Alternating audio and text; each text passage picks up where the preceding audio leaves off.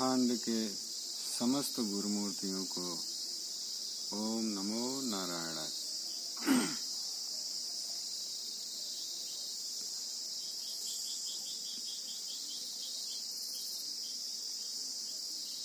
हमारे जीवन को चलाने में कुल 10 महाविद्याओं का मुख्य स्थान होता है, या हम कह सकते हैं कि संपूर्ण सृष्टि की संरचना को सुचारू रूप से, संतुलित रूप से संचालित करने में 10 महाविद्याओं की अहम भूमिका है। तो वास्तव में 10 महाविद्याओं का अस्तित्व क्या है?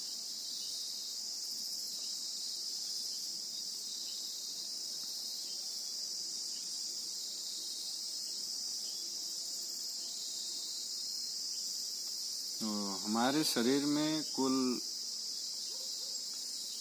शास्त्रों में कही गई हैं 72,000 नाड़ियां, जो ऊर्जा क्षेत्र में प्रवाहित होती हैं। 72,000 नाड़ियां ऊर्जा क्षेत्र में प्रवाहित होती हैं। तो इनमें से 3 मुख्य कहा गया है, ईड़ा, पीड़ा और सुषुम्ना, या इंगला, पिंगला और सुषुम्ना।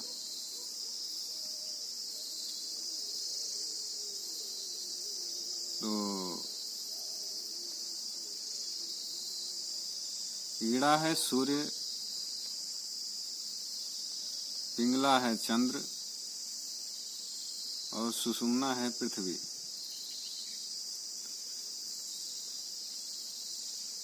तो ये हमारी जो नाड़ियां हैं, ये ब्रह्मांड के समस्त ग्रहों की प्रतीक हैं।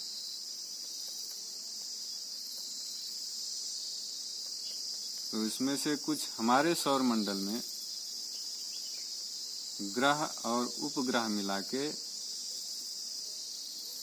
10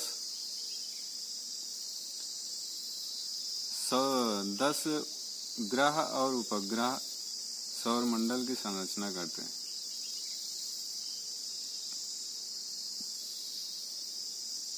जिसमें ईड़ा सूर्य, पीड़ा चंद्रमा, सुषुम्ना पृथ्वी, हस्तजीवा बुध, गांधारी मंगल, पूषा बृहस्पति, यशस्विनी शुक्र, अलम्बुसा शनि, कुहू अरुण और शंखनी वरुण। ये हमारे सौर मंडल के मुख्य 10 ग्रह हुए, ग्रह और उपग्रह मिलाकर। तो ये 72,000 नाड़ियां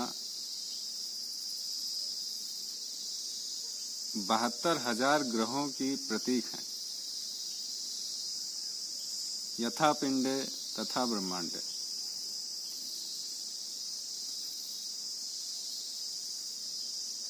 तो हमारे ब्रह्मांड का नाम है मंदाकिनी। जिसमें हम रहते हैं उस ब्रह्मांड का नाम है मंदाकिनी। किंतु हमारे कुछ वैज्ञानिकों ने इसको मिल्की वे का नाम दिया है। तो आज तक वैज्ञानिक लोग भौतिक रूप के आधार पर यह खोजते हैं कि आखिर ये मिल्की वे या मंदाकिनी में वास्तव रूप में क्या है, कितने ग्रह हैं, कितने उपग्रह हैं, कितने सौरमंडल। तो हमारे ऋषि मुनियों ने, गुरुदेव महादेव ने, आदि गुरु मां शक्ति ने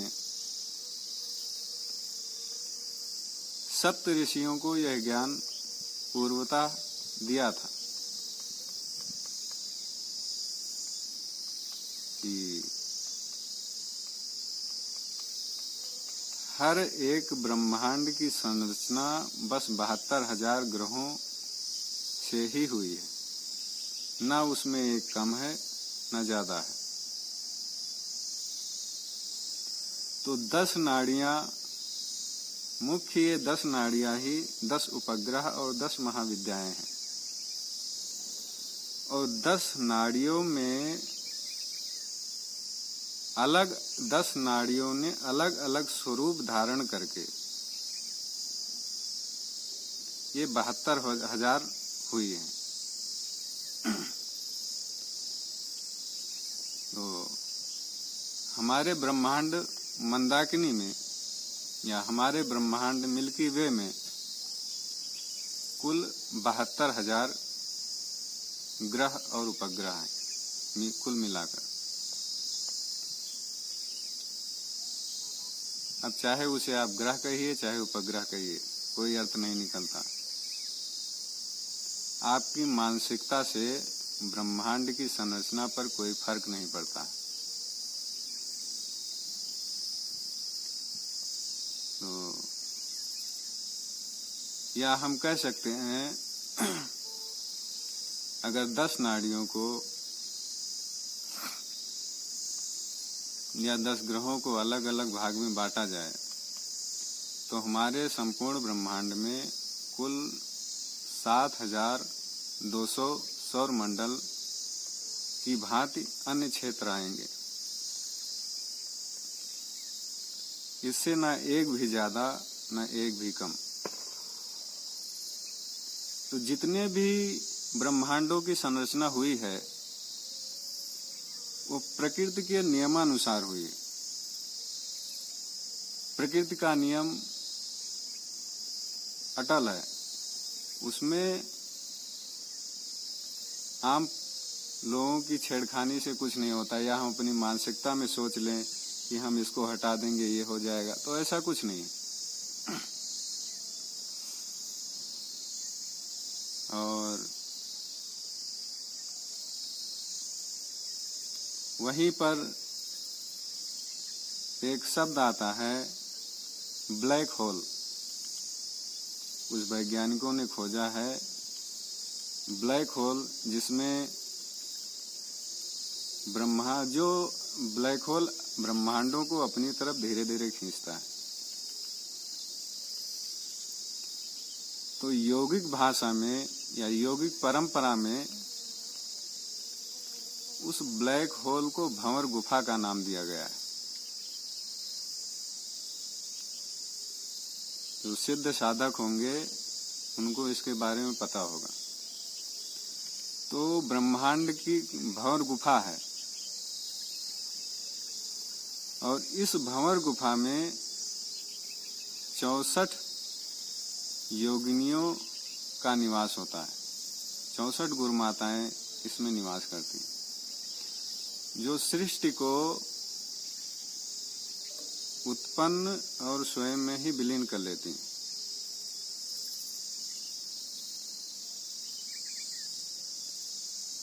तो जो भौतिक आधार पर इस संरचना को देख रहे हैं, भौतिक आधार पर आप कुछ भी बदलेंगे तो ये संभव नहीं है कि ब्रह्मांड का अस्तित्व बदल जाए। बस आप उसे खोज रहे हैं। खोज भी किस तरीके से रहे हैं? भौतिकता के आधार पर। जब हमारे ऋषि मुनियों ने, अनादि गुरु महादेव ने यह सिद्ध किया कि इस पिंड की संरचना और ब्रह्मांड की संरचना में कोई भेद नहीं, तो सभी को, संपूर्ण चराचर को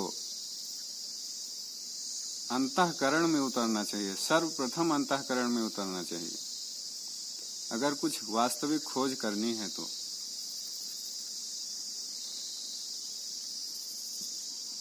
वास्तविक दृष्टांत, वास्तविक ऊर्जाओं को, वास्तविक चेतना को अगर जानना है तो हमको अपनी अंतःकरण में प्रवेश करना होगा।